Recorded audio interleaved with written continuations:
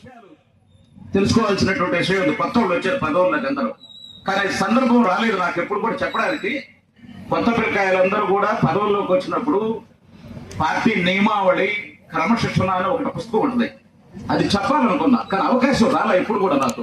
ఈ రోజు కొంచెం తెలుసుకోవాలి, ఎందుకంటే నేను రిటైర్మెంట్ స్టేజ్ లో ఉంటా, మీకు చెప్పాలనుకున్నా. 1985లో ఏఆర్ కాలేజీలో రాజకీయాలకు వచ్చినప్పటి నుంచి రాజకీయ అనుభవాలు 5 నిమిషాల్లో చెప్తా మీకు. 5 నిమిషాలు ఓపికగా వినండి, ఎవరు డిస్టర్బ్ చేయబాకండి, వినండి. తెలుసుకోవాల్సిన అవసరం మీకు భవిష్యత్తులో పనికొస్తాయి అన్ని కూడా. ఎందుకంటే ఇక్కడ ఈ ఊరి సంగతి చెప్తా. నేను ఫస్ట్ రాజకీయం విఆర్ కాలేజీలో వచ్చినప్పుడు రోడ్ల ఎమ్మెల్యే శ్రీధర్ రెడ్డి గారు నేను అందరం ఒక్కసారి రాజకీయాల్లోకి వచ్చాం విఆర్ కాలేజ్. తర్వాత ముంగూరు శ్రీధర్ కృష్ణారెడ్డి గారి దగ్గర తెలుగులో ఉన్నాం. అక్కడి నుంచి అక్కడ ఆయనతో పనిచేస్తా ఉండేటప్పుడు నల్లపరెడ్డి ప్రసన్న కుమార్ రెడ్డి గారికి పరిచయం చేశారు. ఎందుకంటే ఇది మా అమ్మగారు ఊరు, మా అత్తగారు ఊరు. మా మామ ఎండిఓ వాడు కూతుర్నే చేసుకున్నాయి, కొడవల మండలం ఎండిఓ అని అమ్మోడు ఏడే ఉంది, ఎండిఓ చేసుకున్నా.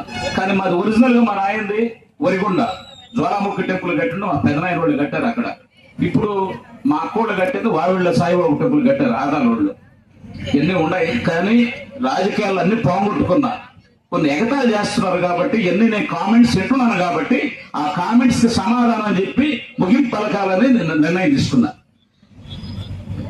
రాజకీయాల్లోకి వచ్చినప్పుడు ఫస్ట్ శ్రీధరన్న ప్రసన్న కుమార్ రెడ్డి కటార్ చేసిన తర్వాత ఈ ఊరి బాబు కోసం ఉక్కాల రాజేశ్వరం ఎంపీ 99 వాజ్పేయి గవర్నమెంట్ లో ప్రధానమంత్రి సడక్ యోజన కింద ఈ రోడ్డు ఫస్ట్ ఎర్రమట్టి రోడ్డుది, రామదేవ్తో రోడ్ల దాకా కలిసింది.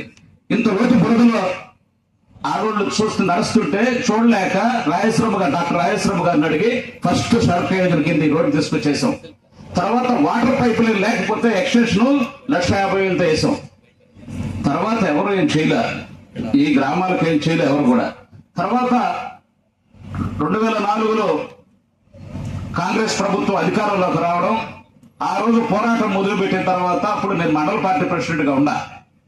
7 సంవత్సరాలు సుదీర్ఘకాలం మండల పార్టీ ప్రెసిడెంట్ నేను చేశాను ఈ మండలంలో. నా తర్వాత ఎక్కువ కాలం నా వచ్చిన అమరేందర్ రెడ్డి చేశాడు 9 సంవత్సరాలు ఈ మండలం చెప్తున్నా. నేను తెలుగు యువత అధ్యక్షుడిగా ఉండి తర్వాత మండల పార్టీ ప్రెసిడెంట్, జిల్లా సెక్రటరీ, జిల్లా ఆర్గనైజ్ సెక్రటరీ సోమిరెడ్డి చంద్రమోహన్ రెడ్డి కూడా అధ్యక్షుడు ఉండేటప్పుడు ఉపాధ్యక్షులుగా ఉండి ఆత్మకూరు పరిశీలకులుగా ఉండా నంద్యాల అన్ని జిల్లాల్లో అబ్జర్వర్ గా పనిచేసి వచ్చా. తర్వాత మళ్ళీ రాష్ట్ర కార్యదర్శి ఇంట పోయి కల్చరల్ రకరకాలు స్టేట్ అబ్జర్వర్ గానే పోయా. కానీ విషయం ఎందుకు చెప్తున్నానంటే ఏవి ఆశించకుండా చేశా. 2009లో 2099లో ఇదే నాయుడు గారు, తర్వాత మళ్ళీ 2009లో 4.5 కోటి ఎమ్మెల్యే అయ్యాడు. అంటే రాజకీయాలు ఏ విధంగా మారిపోతున్నాయనేది అనుకుని మీకు చెప్పదలుచుకున్నా. క్రమశిక్షణ లేకపోతే ఏ విధంగా పోతే కూడా దారి తప్పు అనేది కూడా పార్టీ కార్యకర్తలు చెప్పదలుచుకున్నారు. 4.5 కోటి ఎలక్షన్ అయింది. తర్వాత కరెక్ట్ గా 4 రోజులకి పసుపు బాబు గారి దగ్గర పోయాం. బాబు గారి ఇంట్లో కలిసిన తర్వాత భయపడబాకండి, ధైర్యంగా ఉండండి, ఓడిపోయినా కూడా ఇబ్బంది లేదు అన్నాడు. ఆయన చెప్పిన దానికి వచ్చాము. వెంటనే మేము ట్రైన్ ఎక్కి నెల్లూరుకి వచ్చేసరికి ఉదయాన్నే పేపర్లో చదువుకున్నాం. రాత్రి రాజశేఖర రెడ్డిని కలిసాడు, హార్ట్ అటాక్ వచ్చింది మాకు. అంటే కన్స్ట్రక్షన్ సరిపోతే ఎట్లుంటుంది అని చెప్తున్నా. వెళ్ళిపోయాడు, పార్టీ వదిలిపోయాడు. ఆ తర్వాత ఒక్క మనిషి లేడు కోవిందేశ్వర్గంలో. మొత్తం అధికారం అనే తల్లికి రాజశేఖర రెడ్డి తోటి పార్టీ మొత్తం తుడిచిపెట్టుకొని వెళ్ళిపోయారు. అప్పుడు దాకా నేను పెట్టిన మండల పార్టీ ప్రెసిడెంట్ కూడా వెళ్ళిపోయాడు. నేను 5 మందిని మండలాలకు నా తర్వాత మండల పార్టీ అధ్యక్షులు పెట్టారు 2014 దాకా. వెళ్ళిపోయారు. వెళ్ళిపోయిన తర్వాత ఏం చేయాలి అర్థం కాకపోతే ఇంట్లో ఉన్నా చంద్రమోహన్ రెడ్డి గారు మనిషిని పంపించారు. ఎట్టా శేఖర్ వదిలేస్తే నువ్వు అన్నానంటే అన్న ఏం చేద్దామని అన్న. తర్వాత స్టార్ట్ చేస్తాం. ఫస్ట్ జెండా ఎట్ట కట్టాలా, తర్వాత క్యాడర్ని ఎట్ట తయారు చేయాలా, ఉన్న క్యాడర్ అంతా వెళ్ళిపోయిందని కొత్త క్యాడర్ని తయారు చేయాలని చెప్పి నిర్ణయించుకొని ఫస్ట్ ఎల్లాయిపాటి విజయ ఇంటికి పోయా. కమ్యూనిస్ట్ పార్టీలో ఉన్నాడు. నువ్వు వచ్చి పనిచేయాలన్న. అన్న ఏం చేస్తారు అన్నాడు. తర్వాత ఎల్లాయిపాటి విజయ ఇంటికి పోయి సభ్యత్వాలు స్టార్ట్ చేసాం. ఎవరు చేశారు తెలుసా? అప్పుడు ఇన్ఛార్జీలు ఎమ్మెల్యే లేరు. 2009 నుంచి బాబు గారు మమ్మల్ని ఇన్ఛార్జీలు చేజర్ల వెంకటేశ్వర రెడ్డి, నేను ఇంకొక వెంకటరమణమ్మ కోవూరు 5 మెన్ కమిటీ పెట్టి మీరే ఇన్ఛార్జీలు దీన్ని చూడండి అన్నాడు. సరే సభ్యత్వాల డబ్బులు కూడా మేమే 40,000 కట్టుకుని కొడవూరు మళ్ళీ సభ్యత్వాలు చేసి పార్టీని కాపాడేదని మొదలు పెట్టాం. తెల్లారి జనాన్ని పెట్రోల్ ధరల మీద ధర్నా చేయబట్టి రాజపాడేం పోతే పార్టీ కార్యకర్తలు లేరు. ఒక 10 మందిని 20 మందిని పిలుచుకోవాలంటే ఉంగరం మొదలు పెట్టారు. ఇంకో 10 మంది 20 మంది ఉంగరం మొదలు పెట్టారు. 30 ఉంగరాలు ఉన్నాయి నాకు. మొత్తం పోయినాయి, 30 ఉంగరాలు కూడా పోయినాయి. జైల్లో పోయినాయి, 100 సవర్లు ఓడిపోయింది. అయినా పార్టీని నిలబెట్టి తేరాలని కంకణం కట్టుకుని వెయిట్ చేస్తున్నా. అంతలోకి సొసైటీ ఎలక్షన్లు వచ్చినాయి. చంద్రమోహన్ అన్న అడిగా ఏం చేద్దామని అంటే నేనేం చేయలేను, జ్యోతక్కడ ఒక 50,000 ఇస్తుంటే జొన్నా శివాన్ని నిలబెట్టి 50,000 తెచ్చి ప్లాట్ అమ్మేసి చూద్దాం వాళ్ళు ఎక్కడ గెలుస్తారు, రాజశేఖర రెడ్డి గవర్నమెంట్ అధికారంలో తెలుగుదేశం మనుషులు ఏమంటారని నిలబెట్టి శివాన్ని గెలిపించిన ఈ సురేష్ రెడ్డిని కూడా నిలబెట్టి 5 ఓట్లతో పోయి జొన్నా శివ గెలిచాడు. ఆ రోజు పోరాటం, ఇన్ని పోరాటాలు రాజపాలెం సెంటర్ లో చేసాం. గిఫ్ట్ ఏది తెలిసినాక అట్రాసిటీ, మర్డర్, రేపు చేసి మళ్ళీ పెట్రోల్ పోసి తగలు పెట్టేసినట్టు పిటిషన్. తెల్లారి పేపర్లో చూసుకుంటే మళ్ళీ పోలీసు వాళ్ళు రాజశేఖర రెడ్డి బ్యానర్లు తగలు పెట్టిన కేసులు 7 కేసులు కొడలూరు పోలీస్ స్టేషన్ లో. పారిపోయి 4 రోజులు అక్కడ కొండలకి గుట్టల్లో తిరిగి వచ్చి మళ్ళా మొదలు పెట్టేది, మళ్ళా కార్యక్రమాలు చేసేది. సరుడు కూడా ఇప్పించేది అనేది మా మిసెస్ నేను పార్టీ కోసం. అట్ట పోరాడి పార్టీ నిలబెడితే 2014లో పోలవరెడ్డి శ్రీనివాసరెడ్డి గారు 4 రోజుల ముందు వచ్చిన ఎమ్మెల్యే గెలవగలిగాడు. దీనికి ముందు ఒక సన్నివేశం జరిగింది. ఒక 10 మంది ఎమ్మెల్యేలని ఎక్స్ మంత్రులను పెట్టాడు బాబు గారు 2012లో. నేను ఇన్ఛార్జిగా పెడుతున్నావు, నువ్వేం చేస్తావు అని అడిగాడు. అలా ఖచ్చితంగా కొడలూరు మండలం అనేది బ్రహ్మాండమైన మండలం చేసుకుంటే 100% సక్సెస్ సాధించి చూపిస్తానన్న.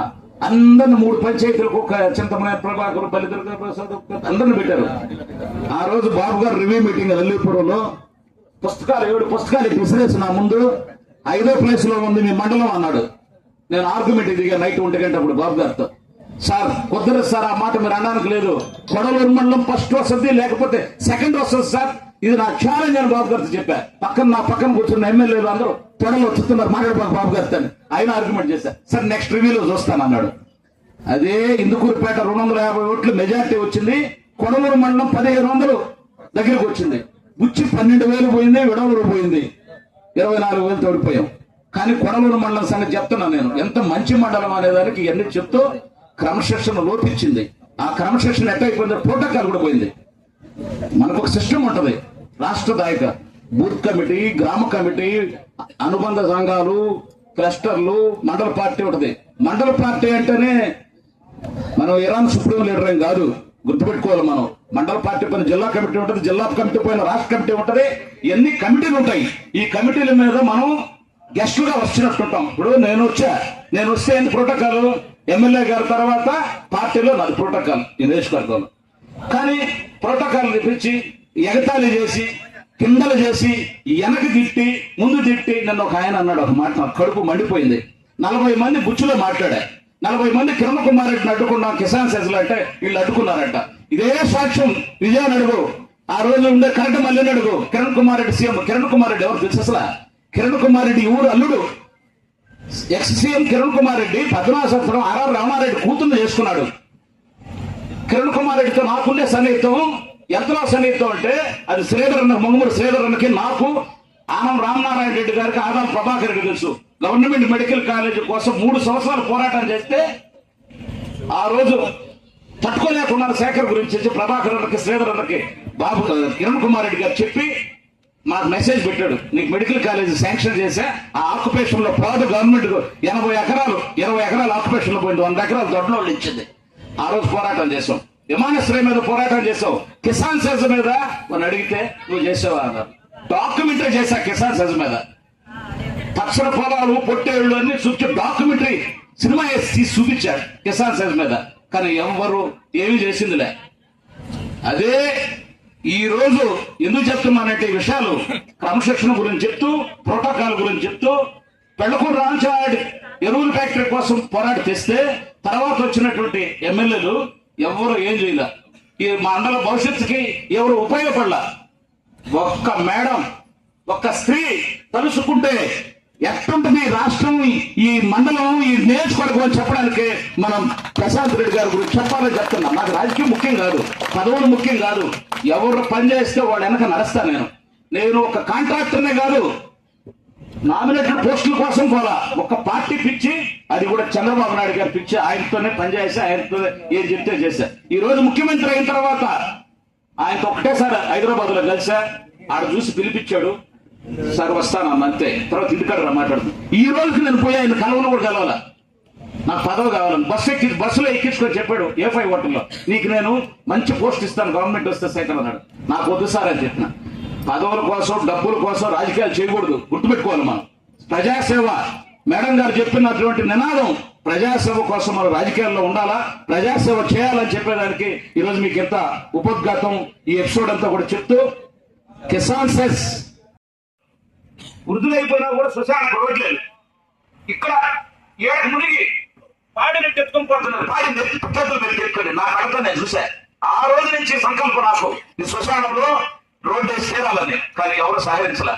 అడగగానే 10 లక్షల రూపాయలు ఇచ్చింది. ఇంకొక 2 లక్షల రూపాయలు అడిషనల్గా వేసుకున్నాం. ఈ రోజు దాన్ని అది మన దాంట్లో కనిపించలేదు. 12 లక్షల రూపాయలు అయింది. ఈ రోజు ధైర్యంగా మన ఊళ్ళో శ్మశానంలో పోయి ఏర్పరచుకున్నాం, పంచాయతీ బిల్లు కట్టుకున్నాం, దేవడం కట్టుకుంటున్నాం, ఎన్ని కట్టుకున్నాం. అందరూ సహకరించాయి. ఎవరో కొందరు భయపెడుతున్నారు. ఒక ఇంటోళ్ళు ఉన్నారు, కాగితాలు పెట్టి నిరంతరం ఇబ్బంది పెడితే ఏం చేయాలని అంటే మాకు చేత కాదని కాగితాలు పెడతారు. వైసీపీ వాళ్ళు తెలుగుదేశం వాళ్ళు చేత కదా కాగితాలు పెడితే నిద్రలేసి అధికారులు భయపెట్టి ఇక్కడ చేయలేదు లేదు ఇది చేయలేదు అంటే ఒకటే చెప్తున్నా, అడ్డం జరిగితే చాలా మొండోడు. నేను కూడా వెనక ముందు కూడా చూడను. ఇక్కడ జరిగిన చరిత్రలు ఎన్ని ఉన్నాయి. ఆడపిల్లకాయల సొమ్ము అదే కుటుంబంలో పెద్ద అయినటువంటి విఆర్ఓగా పనిచేసినటువంటి వ్యక్తి అనంగాన్ని మార్పించి ఆడబిడ్డలు కడుపు పుట్టారు ముగ్గురిని. వాడు కొడుకు కాగితాలు పెట్టి ఎండీఓ మీద ఎంఆర్ఓ మీద ఇబ్బంది పెడుతుంటే పోలీస్ కేసు పెడితే ఎస్ఐ గారు అరెస్ట్ చేయకుండా నెల్లూరు స్టేషన్ లో ఉండడం దొన్నమాట అని చెప్పాడు కోటిరెడ్డి గారు. నాకు నేను శ్రీహరంలో చెప్పా, నేరుగా ఎస్పీ గారికి చెప్పా. చూస్తారు స్పెషల్ బ్రాంచ్ నాకు ఫోన్ చేశారు. ఆడపిల్ల పోయి వాడు భూమి అంత మెరుపుగా ₹1 20 సెంట్లు ఉంటే దానికాడికి పోయి అడ్డం పోతే ఎదురు మీద పెడుతున్న ఆడపిల్లలు కొట్టే వాడిని ఎస్ఐ వదిలేశాడు. ఈ సన్నారెడ్డి సుబ్రహ్మణ్య రెడ్డి అని వాడు 3 కూతుళ్ళు. ఆ దిగులు దానికి చచ్చిపోయాడు. 3 ఆడపక్కాయలు. ఇంత దుర్మార్గం వైసీపీ వాళ్ళది. ఇప్పుడు 5 కేసులు ఉన్నాయి ఈ ఊళ్ళో. వైసీపీ వాళ్ళు సర్వేలు లేకుండానే భూములు మార్చేసుకున్నాడు. కడుపు మండిపోతా ఉంది. ఓడ భూములు పేదల భూములు మీరెవరు రాసుకోవడానికి ఎవరిచ్చారు మీకు హక్కు? ఇవన్నీ నేను తెలియపరుస్తూ మేడం గారిని ఒక కోరిక, శ్మశానం చుట్టూ 5 ఎకరాల చిల్లర ఆక్రమణలో ఉంది.